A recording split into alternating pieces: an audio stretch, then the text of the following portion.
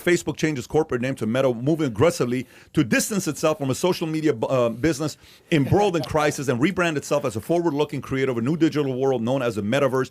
In a 75-minute online presentation, Zuck urged users to adjust their thinking about the company, which he said had outgrown its ubiquitous and problematic social media app, a platform that will continue to be known as Facebook. Instead, he said the company plans to focus on what Zuckerberg described as a next wave of computing, a virtual universe where people will roam freely as avatars, attending virtual business meetings, shopping in virtual stores, and socializing at virtual get-togethers. Don't forget that when Philip Morris changed its name from Altria, it was still selling cigarettes that cause cancer, tweeted Democratic lawyer Mark Elias. And there's a few other things here about Meta. I'll pause a little bit, but we'll go to that part right there. So there's some people that are excited about it, some people that are not. Gerard, your thoughts on Meta? It's inevitable, and you talk about like a disruptive technology. Look at how much time people spend online right now. Right now, you have, I know guys, man, that as soon as they get home from work, the first thing they do is they get into GTA. They've been playing GTA for 2-3 years now. They've got millions of GTA dollars. They've got hundreds of GTA cars. They've got houses. They have this entire sub-life where their GTA life is like their real life, Grand Theft Auto. Same thing with World of Warcraft. And I think this Metaverse is going to make that technology to the next generation seem like what NES is to us. Like, you know how like when Sega first came out and we were like, these graphics can't get any better, my God, it's incredible. And now you look at the graphics today and it's insane. This Metaverse, you're going to have a generation of people who just literally lay on their couch like they're hooked into the Matrix. Yep. And they walk around with their eyes closed all day. They have relationships online. They'll have sex online. They'll have jobs online. They will wake up. There will be people that work in the Metaverse. The only time that they will be out of the Oculus, the only time that they will be in reality is when they have to eat, they have to shit, and they have to sleep. They may even be able to sleep in the Metaverse. I know that sounds draconian. I don't necessarily know that it's bad. I think that it's bad. I think you're going to have society kind of drift into two different directions, in two actual realities. You're going to have a reality in the functional world, the real world, if you will, and a completely separate reality, probably with different rules, different governments in this digital reality. I think the actual world itself is going to split into two simultaneous realities. Let me ask you, what has dramatically changed in the last 40 years? Let me ask the question, and then you give me some other... Say 4 or 40? 40 years. What has dramatically changed in the last 40 years? Okay, so how we communicate with each other, obviously because of social media, dramatically Internet. changed. Email, Cell internet, phones. fine. Okay, cell phones, fine. How about dating? Has dating dramatically changed in the last 20 years? Forget about 40 years. So dating... years. Absolutely. Tinder. Dating 10 years ago to today is Okay, completely different. fantastic. Let me ask you this. So what were some things that happened that parents were worried about? Parents were worried about rock and roll music with Elvis Presley, hips moving, it's going to get girls to do this. What if my daughter does this? Okay, has music changed dramatically from 80s, I want to know what love is, to now, hey, I was, doing your girl with my Gucci, so, hit 'em up is slightly different than, what do you call it? Whatever songs you want to talk about, right? Mathis, right. Faithfully or Don't Stop Believing. It's a very different narrative with the songs. Okay, how much has porn changed? Has porn changed over the last 40 years? I've never watched it. I know, nobody at this table is watching, but for the people that do watch porn, what I do know is Tom knows a lot about marijuana. For whatever reason, Gerard knows a lot about porn. I don't know what it is. Okay, but here's a question, though. How much has porn changed the last 40 years? Okay, so go back 40 years ago. 40 years ago was what? VHS, LA Express, Playboy Magazine, Hustler, all of these things. So how has it changed now? Then it went to VHS, then it went to, let's just say, Napster, then it went to, CDs, then YouTube, not YouTube, but Pornhub, whatever. How much has it changed, though? Has it changed really that much? You can have your favorite I know, porn but has star on it your phone. dramatically changed? Has the experience changed? It's still you.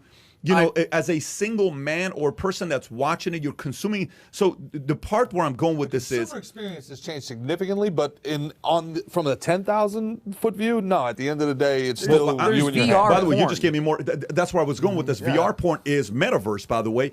But the part I was going with you is the following. How much has being a dancer 20 years ago versus today? Is it even worth you dancing today instead of being on Pornhub? I don't know how strip clubs exist. That's the point. I really don't. But that's something that's really a business model. So do you think people are still want to go see the real strip club versus going on Pornhub? Yes. Okay. Yes. All right. So perfect. If you're saying yes, do you think a 20-year-old, I wonder if the demographics show the younger generation is as excited about strip clubs as 40-year-olds are? I don't know. Not, no. Okay. So then we have to go and try to think like an 18-year-old, 20-year-old today with what Meta's going to do and how they're going to process this with versus us. Because to them, it's going to be normal. To us, it's kind of like weird, right? Yes. So we have to think like the people who think it's normal, not just think like us who think, dude, this shit is weird, right? So how much has it really changed for them?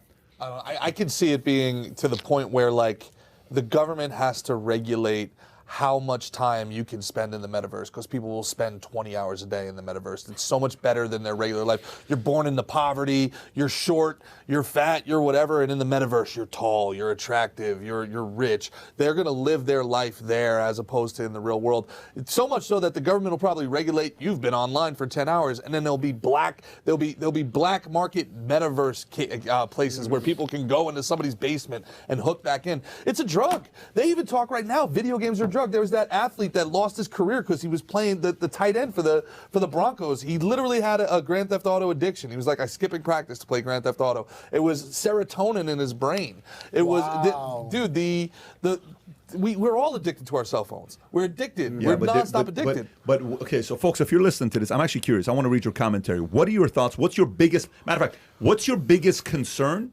And then we'll talk about, the stuff that could be good. I'll make one more point because I've been talking too much. But we talked about this. When was the last time?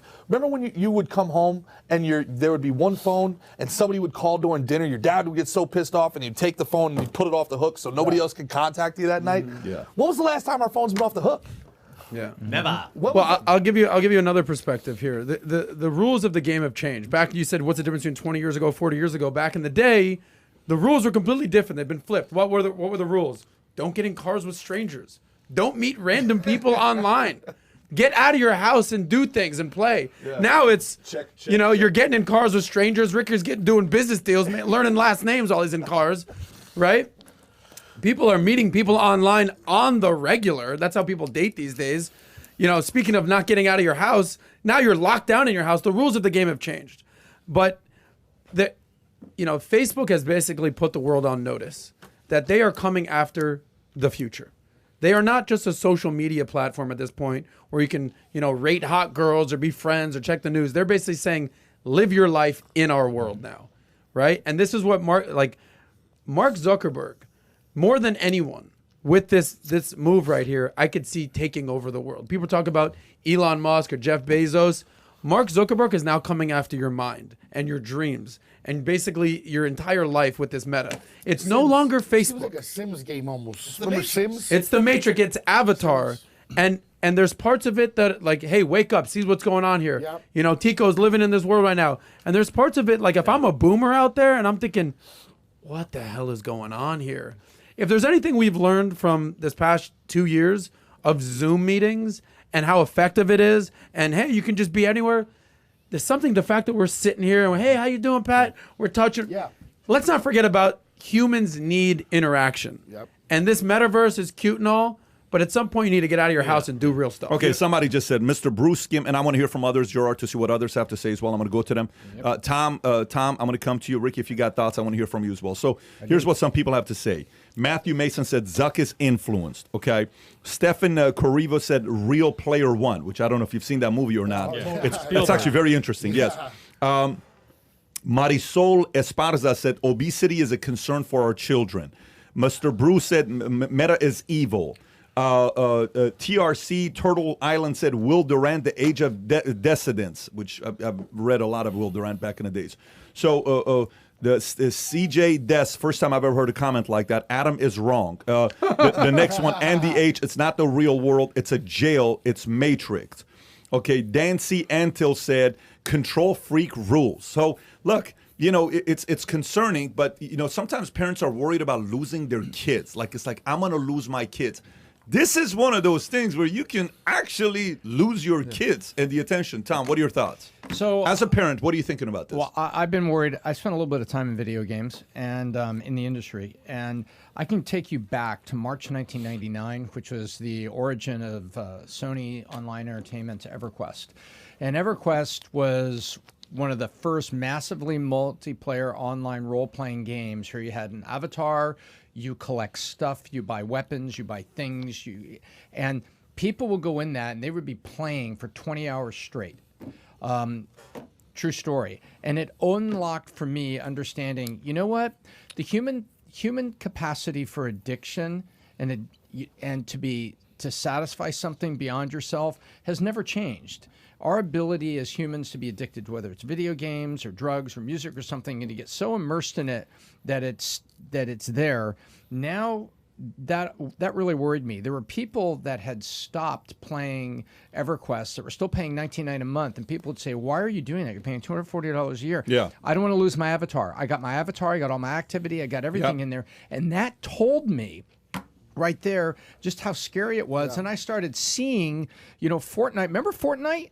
Fortnite first came out, and you dropping into the island, Fortnite, and baseball guys. Do you remember when there was two of those consoles that was in the Boston Red Sox locker room, and they were playing it, and David Price missed a start because he had cramping in his thumb? Wow. Because on the thing, he was playing Fortnite to 3 a.m. He comes to the... David Price was Cy Young winner. Was he a Cy Young winner or not? I thought he was a Cy Young Well, he was a winner. World Series MVP. Yeah. I worked a 10-pitch walk-off David Price one time. So I think as a parent, you better put timers, and you need human interaction, and you should put timers and restrictions on your kids getting in these immersive video games, because the gaming industry knew in 1999 there was billions and billions of dollars to be made off your kids because of our natural. How much worse is this, though? That's what I want to know. Is this like... It is 9 times, 10 No, times it's 100 times worse because Zuckerberg's involved. All right? And I agree with Adam. He wants to take over the world. Here's his biggest problem. He's the world's worst salesman. He literally is. He has no charisma. You automatically hate him if you know his track record. Yes. So he's not going to be able to sell people go. on this new He's a robot. concept. He's I don't a like robot. him. I am less freaking interested in looks like Meta. it, my If he guy. had someone with some What's that? He charisma, looks like it. He does. it would be different if Elon Musk was in front of this. I mean, you might believe it or want to get into it. Hey, the whole world you guys are describing is scary to me. My kids aren't allowed to play Fortnite. I'd never let them spend any time playing those addictive games. There's no way. I prefer the real world. Smart man. I prefer human beings. It's just the way it is. And that's not going to change. Yeah. And I can understand. I mean, this is just a trap. This is a jail cell for young people that are going to get sucked into this. They're going to remain single their whole life. correct. They will be able to live their whole life inside this metaverse, and Zuckerberg knows it. So, this is a convenient way for him to rebrand the company, which he's still going to be all involved in Facebook. I mean, that's not going away what they do, but it's a marketing move for him. And I think him as the world's worst salesman, which he is, he's not going to be able to rule the Let me world tell as you quickly as he something. wants As to. much as I agree with you, for being the world's worst salesman, he's doing a lot of sales. He's doing okay. No, but I'm Like, talking he's done about pretty him all on right. camera. I'm talking about when Sure. he is front and center. I know his company is doing Yeah. great. Of course it is. He's got the best engineers in the world. I'm talking about him as the face of it. I don't think that's hard to argue with. But you made a great point, and whoever did that super chat is right about it being a little bit of a jail. Look at how they're controlling information right now. Look at how they're controlling speech. Say the wrong thing, you're shut down. Imagine being addicted to that metaverse. This is where you're online. This is where your job is. This is where your girlfriend is. That's online. You're dating somebody in 5,000 miles away, halfway around the world. They're on the metaverse. You're in love with this life, but you said the wrong thing. So now we're going to shut you down for 30 days. You can't get on the metaverse. You can't go to work. You voted the wrong way. That's such an interesting way of putting You it. ate red meat. It was detected in our bio scans detected It's that the you social ate credit red score meat. that they're Sounds doing in fun. China, Exactly. but in the metaverse now in Exactly. America. They'll throttle your reach. Here you are, all your friends. It they is can very barely scary. see you. It is very It's- scary. As people who have grown up in the real world, Yeah. the thought of this. Yeah. But Pat made up a good point. Yeah. If you're 12, 15, you've got kids all between 6 and 15. Like this is quite the concern if you're a parent. Let me. Okay, so that's the part. That's the part. I read a Time magazine article that said minimalists, how the next generation is minimalist, and this was like 7 years ago. And in the article, not minimalist. It was talking about narcissists, how narcissists they are. And they were talking about all these 14-year-old kids want to do is take pictures, the lips, the duck face, all this other stuff. And, these kids are spoiled and, they're having issues because all they care about is how many likes they're going to get and da-da-da-da. It's such a problem. It's catastrophic. And then you know how the article ends? If you think this is catastrophic and it's the end of the world, maybe it just means you're too old. Yeah. So that's the hardest thing that for us we have to consider, because every time something new happens, we think it's the end of the world. Yes. Okay? Yeah. We think it's the doomsday. And my only challenge to all of us is, I don't know if it is, I don't know if it's not, but I will tell you what's the biggest mistake. If you don't immerse yourself to learn about this world, you're screwed. Because the biggest thing is to be ignorant about it. It's better to be, learning about it. Yes. So if I'm a parent, I'm definitely learning about this stuff more than anybody else is, because I want to find out what the hell is going to happen. You're losing your kid. Your kid is sitting there 2 hours upstairs, not coming downstairs. He's got this stuff on his eyes, and like he's Oculus 2, whatever it is that they're looking at it. Yeah, I don't know. I don't know. You're but basically saying the last thing that you should be is dismissive. Think about all the people who've been dismissive. I would be overly Bitcoin, involved. crypto, whatever, NFTs. How ridiculous is that? That's never going to work over the last handful of years. And you're dismissing people's perspectives and feelings, and you're missing out on the opportunity. I think being aware, you said something a few podcasts back, which is really great, right? The people who are paranoid survive, right? The paranoid survive. So I think it is good to be skeptical and cynical about these things. But at the end of the day, it's a tool, right? It's technology, and you can use it for amazing things. You were talking about Zoom, but there's something about being here. Yes. That's going to put you here. We're going to all be sitting next to each other. We're going to feel each other. We're going to see each other. You know what I mean? So if you enjoyed this little short segment from the podcast that we did, here's another short segment to watch. Or if you want to see the entire podcast, click over here. Take care, everybody. Bye-bye.